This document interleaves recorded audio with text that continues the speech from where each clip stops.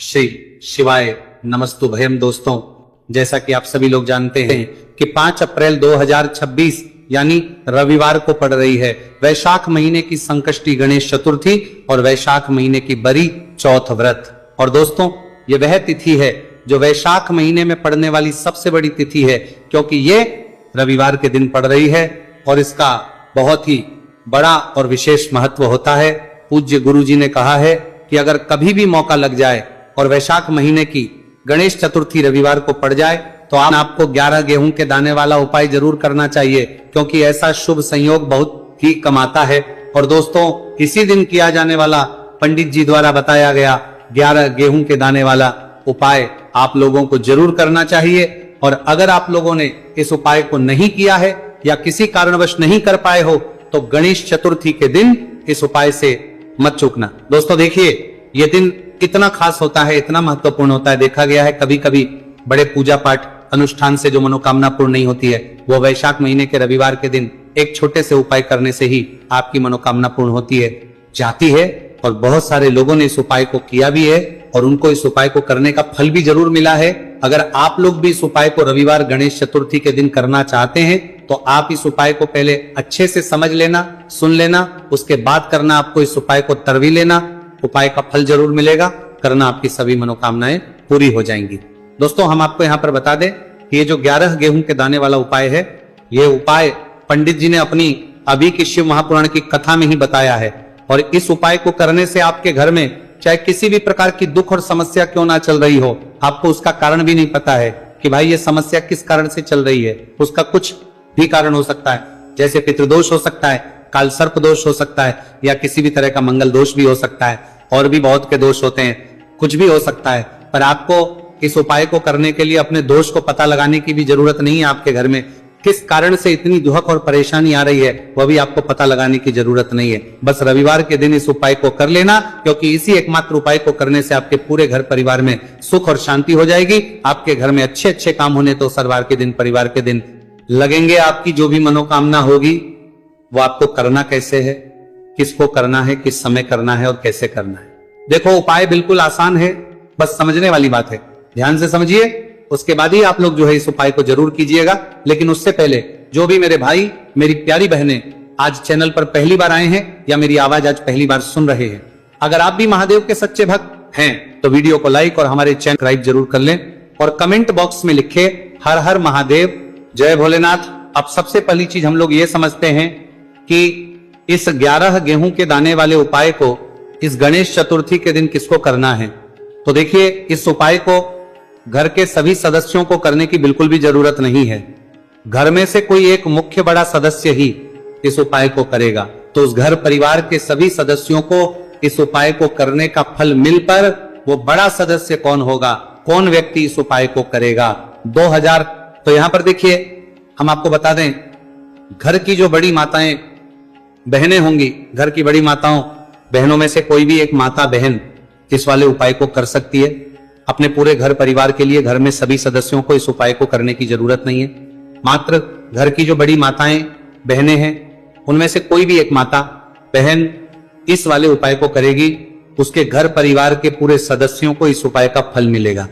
अगर किसी कारणवश माताएं बहनें घर में उपस्थित ना हो या वो इस उपाय को ना कर रही हो, कुछ दिक्कत हो, तो भाई उस जगह पर फिर घर का कोई बड़ा व्यक्ति भी इस उपाय को कर सकता है। माताओं बहनों के कहने का मतलब ये था कि माताएं बहनें घर की लक्ष्मी होती है। जब घर की लक्ष्मी कोई उपाय करती है तो निश्चित ही भगवान शिव जी बहुत जल्दी प्रसन्न होते हैं और उपाय का फल में बहुत जल्द और बहुत बड़ा करके भी यहां पर देते हैं। तो आप लोग ये बात समझ गए होंगे। अब हम ये बात समझते हैं इस वाले उपाय को हमें करना किस समय है। इस 11 गेहूं के दाने वाले उपाय को हमें इस रविवार गणेश चतुर्थी के दिन करना किस समय है। तो देखिए, इस उपाय को करने का जो समय है शाम का समय है। अब देखिए, यहां पर हम मुख्य रूप से सुबह का समय नहीं बोलेंगे, क्योंकि देखिए ये जो गणेश चतुर्थी है और आप सभी लोग जानते हैं इसका प्रदोष काल का जो समय होता है ना, इस दिन भगवान शिव और माता पार्वती जी का सबसे प्रिय दिन होता है। तो आप लोग इस गेहूं के दाने वाले उपाय को शाम के समय में कर सकते हो। और देखो, अगर सुबह करोगे तो आप 8 बजे से 11 बजे के मध्य इस उपाय को कर सकते हो। और देखो, अगर शाम के समय कर रहे हो तो इस दिन जरूर शाम के समय का ध्यान रखना कि शाम के 6 बजे से लेकर 7 बजे के बीच में अगर आप इस उपाय को कर सकते हो तो बिल्कुल कर लेना। पूरी कोशिश करना, आपको उपाय का फल जरूर मिलेगा। यह बात आपको समझ आ गई। अब बात करते उपाय की। देखो, गुरुजी ने कहा है कि अगर रविवार के दिन गणेश चतुर्थी पड़ जाए तो इस दिन आपको 11 गेहूं के दाने वाला उपाय तो अवश्य ही करना चाहिए।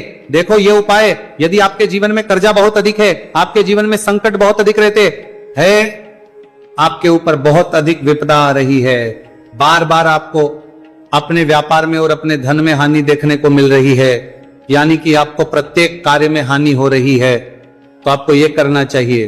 देखिए, इस उपाय के लिए आपको 11 गेहूं के दाने आपको लेने हैं। ठीक है, 11 दाने लेने के बाद में आपको जरूरत होगी चावल के दानों की। 11 चावल के दाने और 11 गेहूं के दाने, और चावल के दाने खंडित नहीं होने चाहिए। अब आप कहोगे भैया गेहूं कहां से लेने हैं? देखो, आपको किसी भी किराना स्टोर पे गेहूं के दाने मिल जाएंगे, जाके ले लेना। ठीक है ना? 11 गेहूं 11 चावल के दाने लेने हैं। साथ ही साथ आपको एक तांबे का लोटा लेना है और उस तांबे के लोटे में आपको जल भरना है। जल खुद के घर का होना चाहिए, मंदिर का नहीं होगा। अब आप ये सब सामग्री लेकर पहुंच जाओगे महादेव के शिवलिंग के पास में शाम के टाइम पे प्रदोष काल में। देखो, जब आप ये उपाय कर रहे हो तो अपना फेस रखना उत्तर दिशा, नॉर्थ डायरेक्शन की तरफ। अब यहाँ पे जो मैं आपको क्रम बताने जा रहा हूं ना, उस मेरे क्रम को बहुत ध्यान से सुनिए।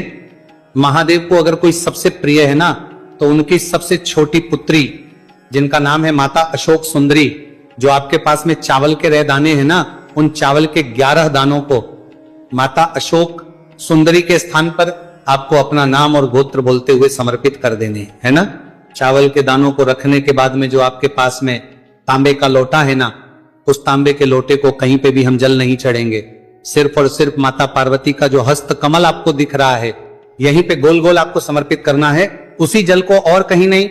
ना तो माता अशोक सुंदरी के स्थान पर, न शिवलिंग के ऊपर, सिर्फ आपको यहाँ पे गोल गोल जलाधारी पर आपको उस जल को समर्पित करना है। अब आपके पास में बचे हुए हैं 11 गेहूं के दाने, और बचे हैं उन्हीं 11 गेहूं के दाने को आपको अपनी मनोकामना, अपने विशेष कहते हुए महादेव के शिवलिंग के ऊपर अगर आप गणेश चतुर्थी के दिन प्रदोष काल में समर्पित कर देते हैं, तो आपकी जो भी मनोकामनाएं होंगी, जो भी विश होंगी, महादेव पूरी जरूर करते हैं। अन्न समर्पण करने से, उस खासकर गेहूं को समर्पण करने से हमारी इच्छाएं पूरी होती है। और अगर वो दिन गणेश चतुर्थी का दिन हो, तब तो इससे सुंदर संयोग कुछ भी नहीं हो सकता।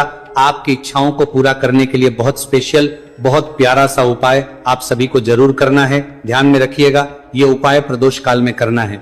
देखो, गुरुजी ने कहा है भगवान शिव के शिवलिंग पर 33 कोटि देवी देवता का वास होता है। अगर हम शिवलिंग के सामने कुछ भी उपाय करते हैं तो हमारे सभी देवी देवता हमसे खुश हो जाते हैं। ये उपाय आपको अवश्य करना है। देखो, सुबह के टाइम नहीं कर सकते, ठीक है। अब बात करते हैं अगले उपाय की। देखिए, अब हम जान लेते हैं गुरुजी द्वारा बताए गए दूसरे उपाय के बारे में। इस उपाय के लिए आपको मात्र 2 लौंग लेनी होगी, यानी कि आपको लौंग का जोड़ा लेना है। 2 फूल वाली आपको लौंग लेनी है। लौंग का जोड़ा से भी खंडित नहीं होना चाहिए, इस बात का ध्यान रखें। इसी के साथ में आपको लेना होगा लाल चंदन का पाउडर। देखिए, यदि आपके पास लाल चंदन की लकड़ी है तो उसे घिसकर भी आप चंदन के रूप में प्रयोग कर सकते हैं। यदि पाउडर है तो उसका भी आप अपने उपाय के लिए प्रयोग कर सकते हैं। देखिए, चंदन जो है वो तेज का प्रतीक माना गया है और साथ ही साथ जीवन के अंधकार को दूर करने का प्रतीक माना गया है। अब इसी के साथ में मात्र एक तांबे के पात्र के अंदर शुद्ध जल लेना होगा अपने घर से। अब दोस्तों, ये तीनों सामग्री लेकर के सीधे आपको पहुंच जाना होगा भगवान शिव के मंदिर में। देखिए, इसी के साथ में आपको एक गोलबाती का दीपक भी लेना होगा। दीपक आप मिट्टी का भी ले सकते हैं, शुद्ध घाटा मढ़कर उसका भी तैयार कर सकते हैं, और दीपक में आपको शुद्ध घी का प्रयोग करना है। लेकिन जैसे ही आप इन सभी सामग्रियों को में लेकर के पहुंचेंगे मंदिर में, जैसे ही आप चौखट के वहां पर पहुंचेंगे तो मंदिर की चौखट के सीधे तरफ आप जो अपने साथ एक गोलबाती का दीपक लेकर के आए हैं, उसे आपको सबसे पहले तो प्रज्वलित कर देना है। यानी कि जैसे ही आप मंदिर की चौखट के वहां पर प्रवेश करते हैं तो उसके सीधे तरफ आपको ये गोलबाती का दीपक प्रज्वलित कर देना है। अब देखिए, जैसे ही आप ये दीपक प्रज्वलित करेंगे तो आपकी जो भी मनोकामना है उसे आपको बोल देना है। आप इस दीपक को इस प्रकार से प्रज्वलित करने के बाद इन सभी सामग्रियों को आपको शिवलिंग के पास में लेकर पहुंच जाना है। अब देखिए दोस्तों, आपके पास जो एक तांबे के पात्र के अंदर शुद्ध जल है, उसमें से आपको केवल आधा लोटा जल ही भगवान शिव के शिवलिंग पर अर्पित करना है। आधा लोटा जल आपको उसी पत्र के अंदर बचा लेना है। अब दोस्तों, आपके पास जो 2 लौंग है यानी कि का जोड़ा है, उससे आपको अपना नाम और अपने गोत्र को बोलते हुए आपकी जो भी समस्या चल रही है, आपके जीवन में जो भी परेशानी उत्पन्न हो रही है, उन्हें आपको बोल देना है। और ये जो लौंग का जोड़ा है, इसे आपको भगवान शिव के शिवलिंग पर अर्पित कर देना है। जैसे आप ये 2 लौंग शिवलिंग पर चढ़ाएंगे तो अपना हाथ जो है वहां पर आपको रखना है और महादेव से आपको प्रार्थना करनी है कि मेरे जीवन की ये जो परेशानियां हैं, ये सभी दूर हो जाए। यानी कि आपके जीवन में धन की संबंधित परेशानी चल रही है, कर्ज की समस्या चल रही है, बच्चों का पढ़ाई लिखाई में मन नहीं लग पा रहा है, घर के जो आर्थिक संकट है वह सभी दूर हो, व्यापार आपका ढंग से नहीं चल पा रहा है, घर में रोग की स्थिति बनी हुई है। यानी कि जिस भी प्रकार की आपकी समस्याएं हैं, उसे आपको महादेव से बोल देना है और महादेव से इन सभी समस्याओं को दूर करने के लिए आपको प्रार्थना कर लेनी है। अब देखिए दोस्तों, आपने जो 2 लौंग शिवलिंग पर समर्पित की थी, उसे आपको वहां से उठा लेना है और इन दोनों को आपको शिवलिंग से उठा करके सीधे उससे जल के पात्र के अंदर डाल देना है। यानी कि अपने आधा लोटा जल और बचाया हुआ था, उसी के अंदर आपको ये 2 लौंग डाल देनी है। और साथ में आप जो लाल चंदन लेकर के आए थे, उस लाल चंदन को भी आपको उसी पात्र के अंदर डाल देना है। यानी कि आधा लोटा जल और बचा हुआ है, तो उसी आधे लोटे जल के अंदर आपको ये लाल चंदन भी डाल देना है।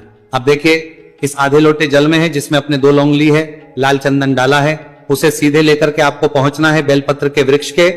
वहां पर देखिए, बेलपत्र का वृक्ष यदि आपके घर पर है तो वहां पर आपको आ जाना है।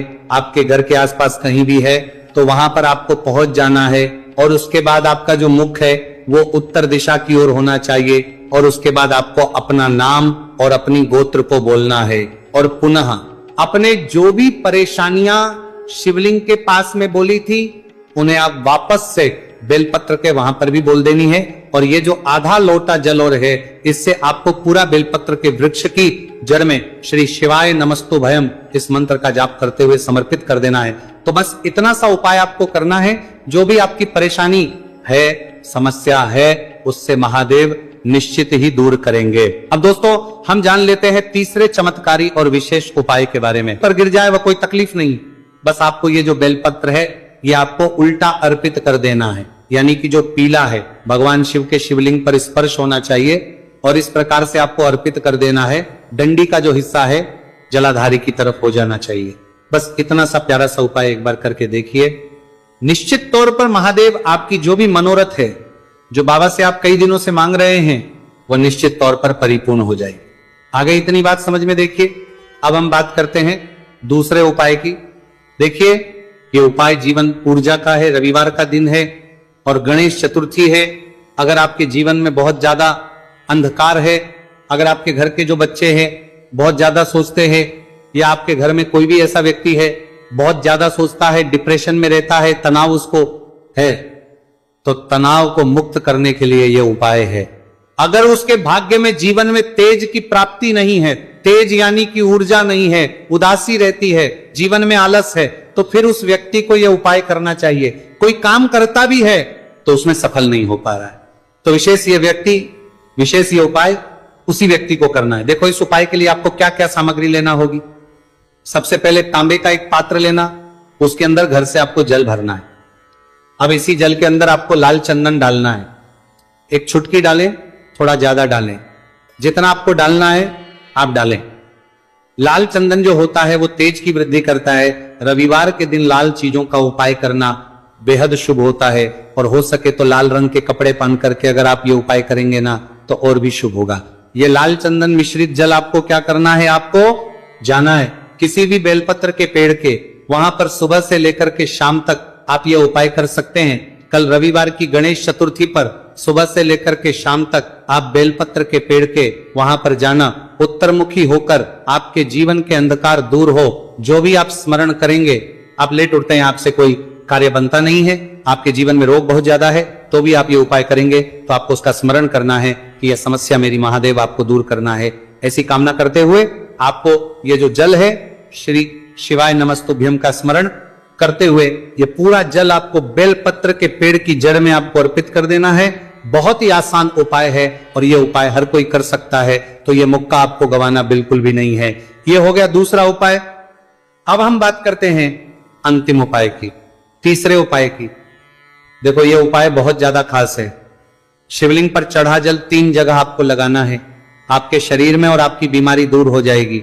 देखो अगर आपको कोई बीमारी हो गई है और बार बार आप डॉक्टर को दिखा रहे हैं, डॉक्टर ने बोला 5-10 दिन अगर आराम नहीं होगा तो आप एडमिट हो, या आपके शरीर में कोई रोग है जो कई दिनों से है और आप चाहते हैं कि वो रोग आपका दूर हो जाए, तो ये रोग आपका निश्चित तौर पर दूर होगा।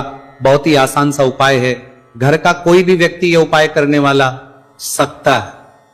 ये रोगी व्यक्ति भी ये उपाय कर सकता है। मात्र तांबे के पात्र के अंदर 1 लोटा जल लेना है और आपको आज के दिन यानी कि रविवार की गणेश चतुर्थी के दिन आपको जाना है भगवान शिव के मंदिर में। और अब आपको क्या करना, इस उपाय को समझना। 1 लोटा जल है, अब आपको भगवान शिव के शिवलिंग पर सबसे पहले गणेश जी के स्थान पर, कार्तिकेय जी के स्थान पर, मां माता अशोक सुंदरी वाले स्थान पर, पार्वती माता के हस्तकमल पर, फिर भगवान शिव के शिवलिंग पर आपको अर्पित कर देना है। जैसे ही जल जलाधारी के वहां पर आएगा ना, वो जल आपको झेल लेना है। ठीक है, जल झेल लिया आपने। अब आपको क्या करना है, महादेव से प्रार्थना करना है कि यह बीमारी दूर करने के लिए मैं मेरे घर पर लेकर के जा रहा हूं इस व्यक्ति को। यह व्यक्ति जो है ये बीमार है, इसकी जो परेशानी है ये आपको दूर करनी है। ऐसी कामना करते हुए आपको घर पर लेकर के आ जाना है। जो भी व्यक्ति बीमार है वह खुद स्वयं उस जल को छुए और उसे 3 जगह लगाना है। एक सबसे पहला नाभि पर लगाना है, शिवलिंग पर जड़ जल, फिर दूसरा जो है मस्तक सिर पर, जहां पर हम तिलक करते हैं ना बीचों बीच में, यहां पर आपको जल लगाना है, और तीसरा जो है सिर पर आपको जल लगाना है। देखो यहां पर एक चीज समझना, जब नाभि पर आप मणिपुर चक्र में आप जल लगाएंगे, थोड़ा सा जल वहां पर लगाना, फिर उसके बाद ये दिन इस उपाय से मत चूकना दोस्तों। देखिए यह दिन इतना खास होता है, इतना महत्वपूर्ण होता है।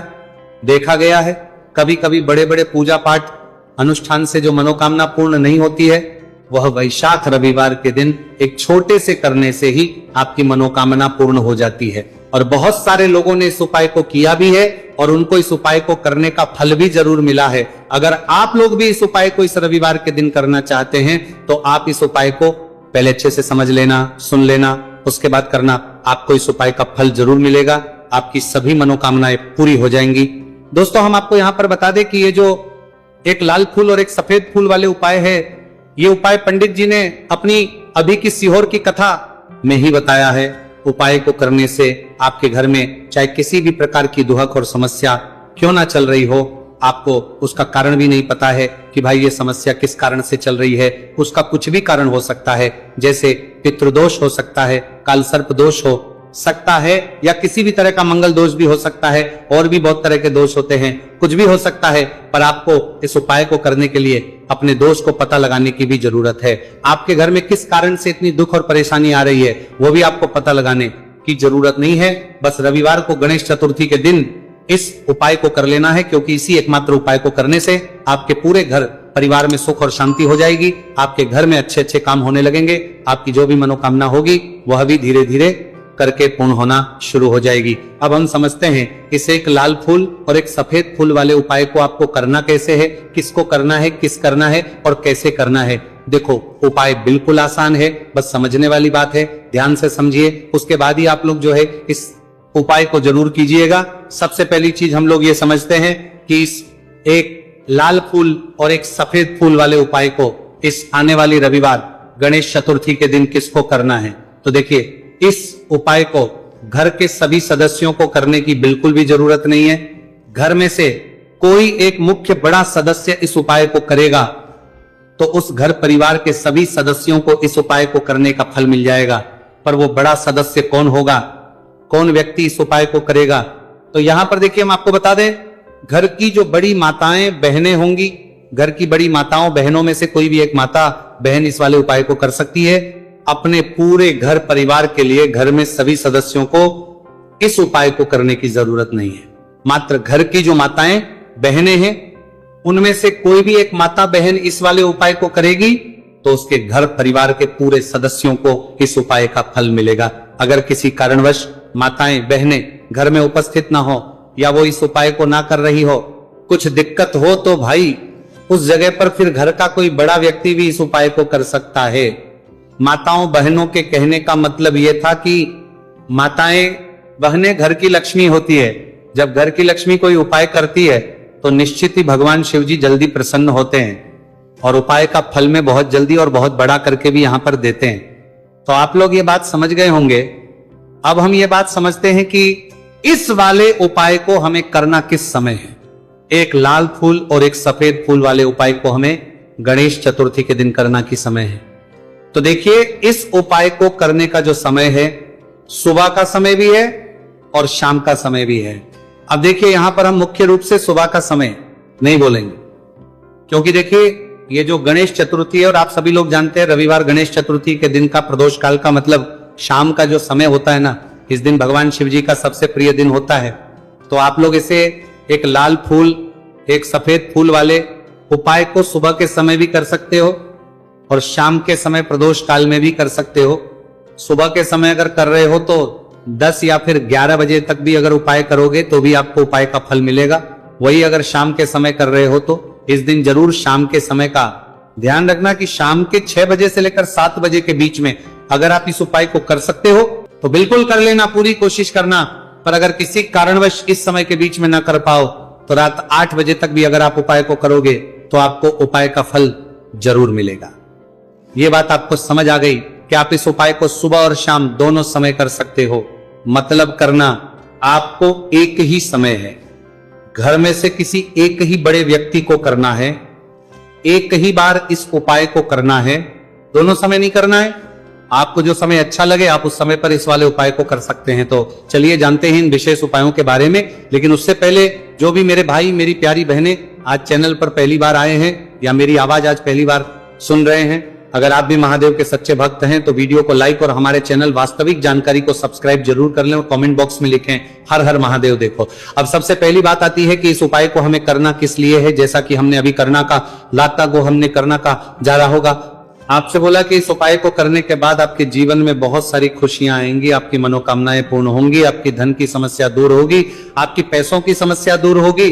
अब देखिए, अगर आप लोग सोच रहे हो कि भाई हमें अपना घर बनाना है पर घर बनाने के लिए पैसा नहीं है, हमें गाड़ी लेना है पर गाड़ी लेने के लिए पैसा नहीं है, हमें जमीन लेना है पर जमीन के लिए पैसों की कमी पड़ रही है, अगर ऐसी ही दिक्कत परेशानी या किसी भी तरह की धन से जुड़ी हुई समस्या या पैसों से जुड़ी हुई समस्या अगर आपके जीवन में चल रही है तो यह उपाय निश्चित ही आपके जीवन में बहुत सारे फल लाकर दे सकता है। इसीलिए अगर आपके घर में बहुत ज्यादा दिक्कत समस्या परेशानी चल रही है, धन से जुड़ी हुई पैसों से जुड़ी हुई धन की बहुत ज्यादा कमी आ रही है, पैसों की आवक नहीं हो रही है, तो भाई आप लोगों को इस वाले उपाय को जरूर करना चाहिए। घर में से किसी एक भी बापे व्यक्ति को। अब इस उपाय में करना क्या है वो सबसे पहले हम लोग जान लेते हैं। उपाय की सामग्री हम लोग सबसे पहले जानते हैं कि इस उपाय में किस किस चीज की आवश्यकता पड़ेगी। तो देखिए, उपाय का नाम तो एक लाल फूल और एक सफेद फूल वाला उपाय है, पर इस उपाय में कुल मिलाकर 4 सामग्री हमें लगने वाली, जो कि पंडित जी ने खुद सीहोर वाली कथा में बताया है। और जो हम आपको उपाय बताते हैं वो पंडित जी द्वारा बताए गए होते हैं अलग से, हम कुछ भी नहीं बताते हैं। तो यहां पर हम लोग समझते हैं कि इस उपाय की सामग्री क्या है। तो देखो, उपाय की जो सामग्री है वो 4 सामग्री है, जिसमें से सबसे पहली सामग्री है एक बेलपत्र। देखो बेलपत्र क्या होती है, बेलपत्र जो शिव की शिवलिंग पर चढ़ती है। दूसरी चीज है एक शमी पत्र, शमीप्र शिवलिंग पर ही चढ़ता है। तीसरी चीज है दोस्तों एक लाल फूल, उपाय का नाम है। तो एक यहां पर आपको लाल फूल लेना है। अब ये लाल फूल कौन सा लेना है, देखो शिवलिंग के ऊपर जो लाल फूल चढ़ता हो उनमें से कोई भी एक लाल फूल पसंद कर लेना और वो कहीं से तोड़कर या कहीं से खरीद कर लेकर आना और उस लाल फूल को उपाय में प्रयोग कर लेना।